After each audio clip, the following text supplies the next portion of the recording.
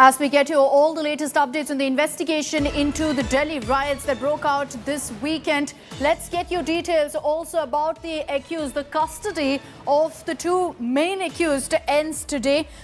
Accused Ansar as well as Aslam will be produced in court. And the Delhi Police Crime Branch, which has taken over the investigation, is going to seek additional custody of the accused. So that's expected in a few hours from now, when both the accused Ansar and Aslam will be produced in the court. So we will get those details for you in just a bit.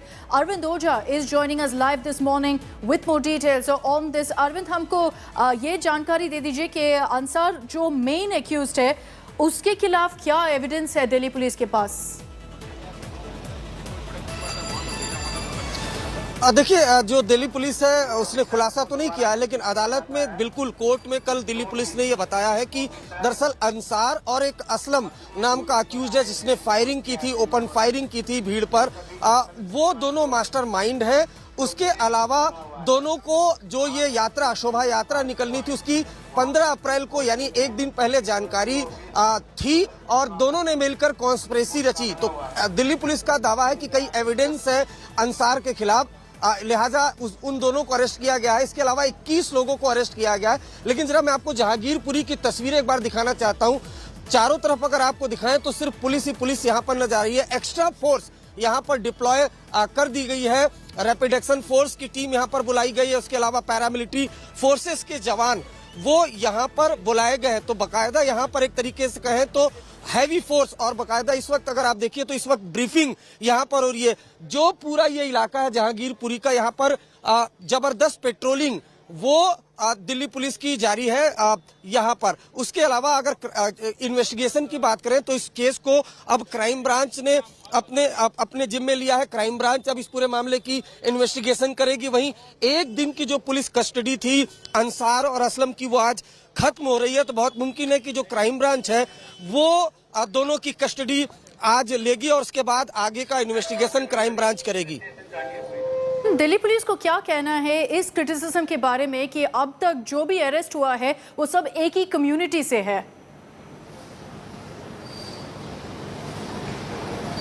देखिए, जो FIR है India today के पास उसके मुताबिक मैं आपको एक तस्वीर दिखाना चाहता हूं।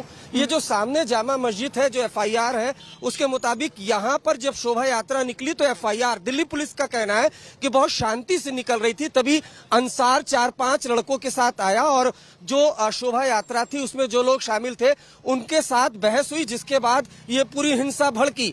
तो दिल्ली पुलिस का ये कहना है कि दरअसल इस पूरे जो रॉइट्स है इसका मास्टरमाइंड अंसार ही है और उसके साथ और कई लोग थे जिन्होंने स्टोन पेल्टिंग की और कई ऐसी तस्वीरें आई हैं जिसमें जो भीड़ है वो ओपन फायर कर रही है, बाकायदा गोली चला रही है। अभी भी जो एक वीडियो वायरल हुआ है जिसमें एक शख्स गोली चला रहा है, आइडेंटिफाइड तो जरूर हो गया लेकिन उसको पुलिस अरेस्ट नहीं कर पाई है। लेकिन पुलिस का कहना है कि 21 लोगों को अरेस्ट किया गया है।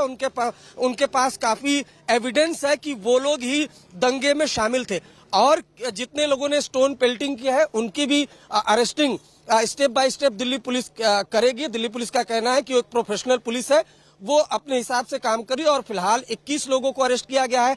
3 पिस्टल जो इलीगल आर्म्स है वो रिकवर हुए हैं, 5 तलवार वो रिकवरी की है दिल्ली पुलिस ने। इसके अलावा 2 जुवेनाइल भी डिटेन हुए हैं, उनसे भी पूछताछ की जा रही है। हैरानी की बात यह है कि जो भीड़ थी, जो क्राउड था, जो इस ओर से आया था, ये जो रूट आप देख पा रहे हैं, इस रूट से एक बार आपको दिखाएं दीपक, और इस रूट से आया था और जो मेन चौराहा जहां इस वक्त मैं मौजूद हूँ, हैवी फोर्स का डिप्लॉयमेंट एक बार मैं आपको फिर दिखाना चाहूंगा। यहाँ पर काफी ज्यादा दंगा फसाद हुआ था। तो दिल्ली पुलिस का क्लेम है कि 21 लोगों को अरेस्ट किया गया है। 3 जो फायर आर्म्स है वो रिकवर हुए हैं, 5 तलवार वो रिकवर हुआ है, 2 जुवेनाइल को डिटेन किया है। लेकिन अब इस पूरे मामले की जांच क्राइम ब्रांच करेगी। Okay, Arvind, we'll keep coming across to you for more ground reports. Thanks for the moment for joining us. So the custody of the two main accused ends today. They will be taken to the court today. That footage also that you see of the clashes breaking out on Saturday, according to the police, Ansar is the prime accused. He instigated that violence, which is why he's in custody. There's been a lot of shock also to how he's reacted to his arrest. We'll just play out that footage for you of accused Ansar being taken by the police, where in fact when he sees the media there, present there, he does a move which is become famous from the Pushpa movie, and everyone's questioned how, if he is someone who is not committed this kind of a crime, who is not someone who is a habitual offender, how is he so bold while being taken into custody? And this footage has gone viral as the main accused there seen smiling and then does the famous Pushpa dialogue as you see there.